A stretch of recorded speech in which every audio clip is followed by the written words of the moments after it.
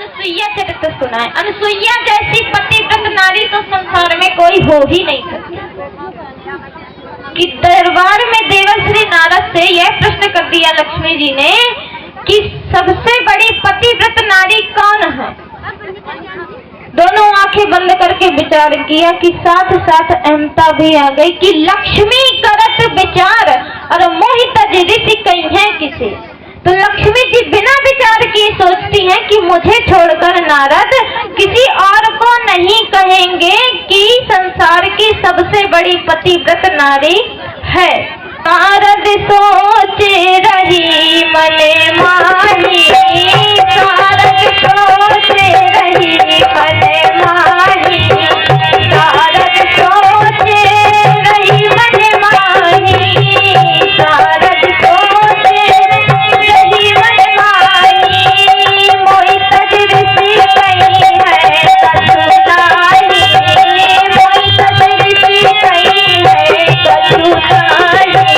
दादाजी सोच रही कि जब साक्षात परब्रह्म परमात्मा विधाता ही मेरे पति है तो मुझे छोड़कर नारद किसी और को नहीं कहेंगी कि संसार की सबसे बड़ी पतिव्रत नारी है, और कहेंगी कि संसार की सबसे बड़ी पतिव्रत नारी है।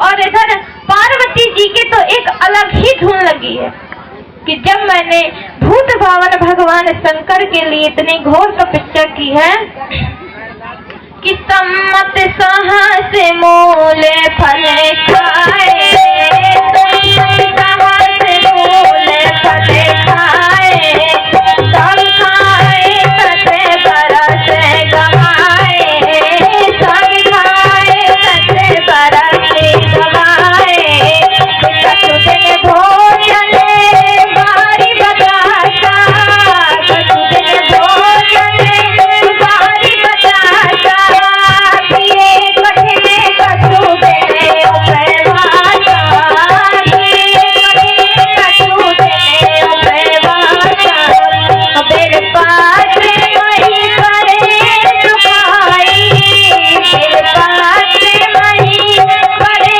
सुखाई, तीन सहस सम्मत कोई खाई, तीन सहस सम्मत कोई खाई, इधरि पर हरऊ सुखान्यो पड़ेगा, पुनि पर हरऊ सुखान्यो पड़ेगा, ओ मना में सब भयाऊ अपरेगा, ओ मना में सब भयाऊ अपरेगा। फिर पार्वती जी सोच रही है कि नारद जी ने लक्ष्मी जी के प्रश्न का उत्तर सोच समझकर दे ही दिया कि पुनि पुनि हृदय विचार कर और कहीं गिरा मदहार, जग में सबसे पतिव्रत है अत्रे मुनि की नारी।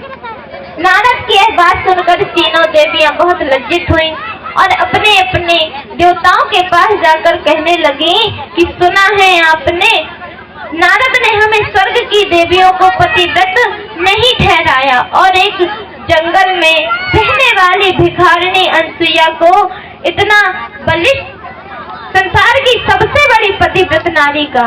हमें तो विश्वास ही नहीं होगा जब तक आप तीनों देवता उस भिखारिणी अनुसुईया की परीक्षा नहीं ले लेंगे। तीनों देवताओं ने अपना अपना वेश बदला और अनुसुईया के आश्रम की ओर चल पड़े कि इतना कहत देव त्रयी धाये, इतना कहत देव त्रयी धाये, देवयती का वेश बनाए, देवयती का वेश बनाए, पहुँचे अनुसुईया के द्वारे, पहुँचे अनुसुईया के द्वारे, नारायण हरि भजन उचारे, नारायण हरि भजन उचारे, नारायण हरि भजन उचारे। अब माता अनुसुईया कुटिया के पास पहुंचकर भगवान विष्णु ने नारायण नारायण की आवाज लगाई। माता अनुसुईया ने सुना, तुरंत दौड़कर बाहर आई और देखा कि मेरे दरवाजे में 3 संत खड़े हैं। जाकर संत चरणों को प्रणाम किया और कहा, कहिए महात्मन, आज आपका आगमन कैसे हो गया? संतों ने कहा, बस देवी, बड़ी जोरों की भूख लगी है, भोजन करना चाहते हैं और कोई दूसरा कारण नहीं है। और माता अनसुईया का तो प्रतिदिन का नियम था कि जब तक वह अपने पति को भोजन नहीं करा देती थी, जब तक वह भोजन नहीं करती थी, और जब तक किसी न किसी संत को भोजन नहीं करा देती थी, जब तक वह भोजन नहीं करती थी। चंद्रामृत लेती हैं, सुंदर आसन डाले और पत्तलों में भोजन परोसने लगी। और जैसे ही भोजन परोसने लगी, भगवान विष्णु ने कहा, बस बस अनसुईया, अब हम तेरे यहाँ भोजन नहीं करेंगे। माता अनसुईया ने कहा, क्यों? मुझसे ऐसा कौन सा अपराध हो गया जो आप करेंगे? हम तेरे यहाँ भोजन नहीं करेंगे। यति के वेश में देवताओं ने कहा, अनसुईया, हम तेरे यहाँ एक शर्त पे भोजन करेंगे। कैसी शर्त? यदि तू वस्त्र विहीन होकर सारे वस्त्र उतार कर भोजन परोसेगी, तब हम तेरे यहाँ भोजन कर लेंगे। अब माता अनसुईया असमंजस में पड़ गई कि यदि मैं वस्त्र विहीन होती हूँ तो मेरा पतिव्रत धर्म नष्ट हो जाएगा, और यदि मेरे घर से संत भूखे चले जाएंगे तो मुझे बहुत बड़ा दोष लगेगा कि बाल बड़े असमंजस में पड़ गई, तन में प्राण रहे घबराए। बाल बड़े असमंजस में पड़ गई, तन में प्राण रहे घबराए। बाल बड़े असमंजस में पड़ गई, तन में प्राण रहे घबराए।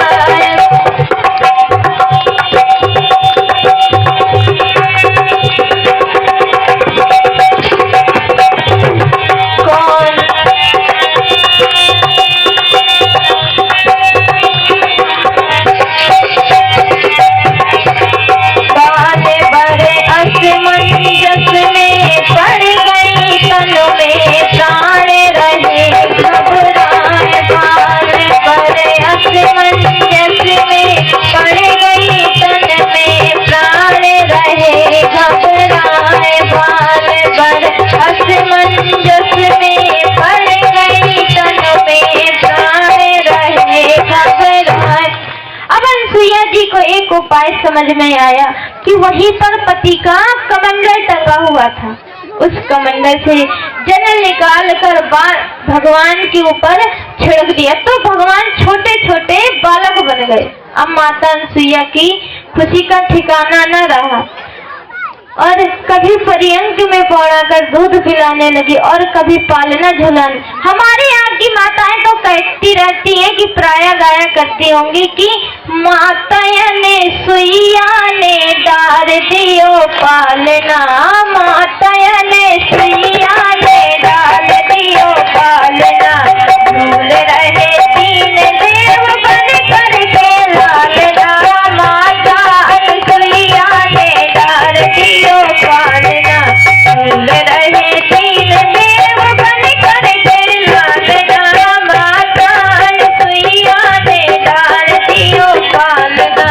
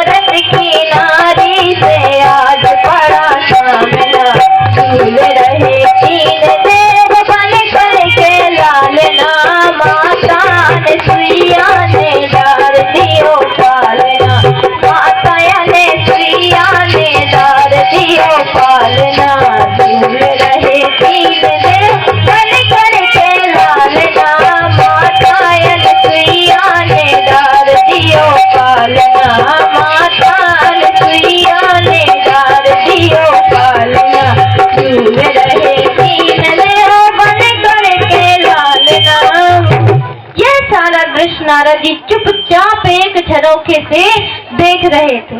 उन्होंने तुरंत दौड़ लगाई और तीनों देवियों के पास पहुंच गए।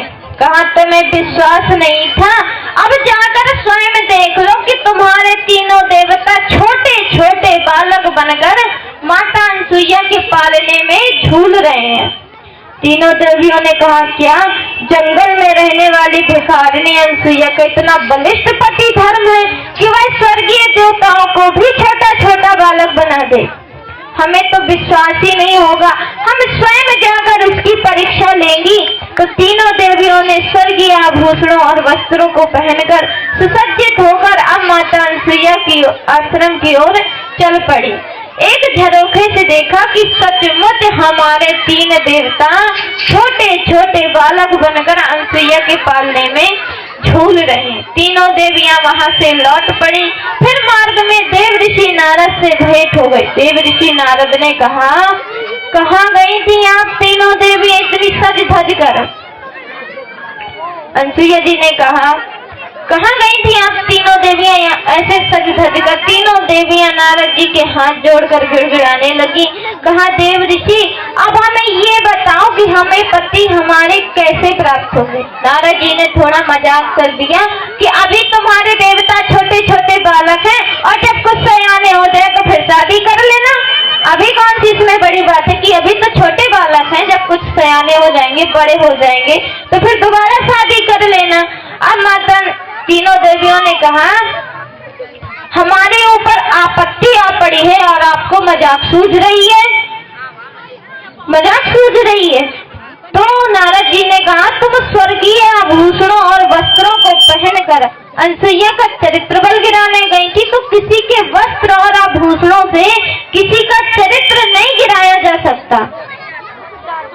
अब नारद जी ने कहा एक बात कान खोलकर सुन लो, तुम्हें अगर अपने पतियों को प्राप्त करना है तो स्वर्गीय आभूषणों और वस्त्रों को उतार कर भिखारिणी का वेश बनाकर अनसुईया के दरवाजे में पहुंचकर भिक्षा रूप में अपने पतियों को प्राप्त करना होगा। तीनों देवियों ने स्वर्गीय आभूषणों और वस्त्रों को उतार कर भिखारिणी का भेष बनाकर अनसुईया के दरवाजे में पहुंच गई और कहने क्या लगी कि क्षमा क्षमा तुमसे चाहती है, क्षमा क्षमा तुमसे चाहती है, शरण तुम्हारी में हम सती है, क्षमा क्षमा तुमसे चाहती है, शरण तुम्हारी में हम सती है। अनसुईया जी ने कहा क्षमा? किस बात की क्षमा? अगर कोई हम काम करेंगे उसकी क्षमा मांगेंगे तो अनसुईया जी को तो पता भी नहीं कि ये सती, ये जो तीनों देवियां हैं इन्हीं की ये पति हैं। तो कि दया करो देवी दीनता पर, दया करो देवी दीनता पर, हम है रमाए रमापति है, हम है रमाए रमापति है, क्षमा क्षमा तुमसे चाहती है, शरण तुम्हारी हम सती है। पालने के पास लक्ष्मी जी गई और कहने लगी देवी अनसुईया क्षमा करना, मैं लक्ष्मी हूँ और ये भगवान नारायण है। अनसुईया जी ने कहा क्या तुम लक्ष्मी हो और ये भगवान विष्णु है? जो इस त्रिलोक का स्वामी किसी नारी से ये नहीं कह सकता कि तुम वस्त्र विहीन होकर भोजन परोसो। अनसुईया जी ने कहा मुझे कदापि विश्वास नहीं हो सकता। और इधर पार्वती जी सोच रही कि लगता है हमको भी बताना पड़ेगा कि हम पार्वती हैं। पार्वती जी को भी कहना पड़ा कि सती बता दो कहाँ पति है, सती बता दो कहाँ पति है, पाए परे हम पार्वती है, पाए परे हम पार्वती है, क्षमा क्षमा तुमसे चाहती है, क्षमा क्षमा तुमसे चाहती है। अनसुईया जी ने कहा क्षमा?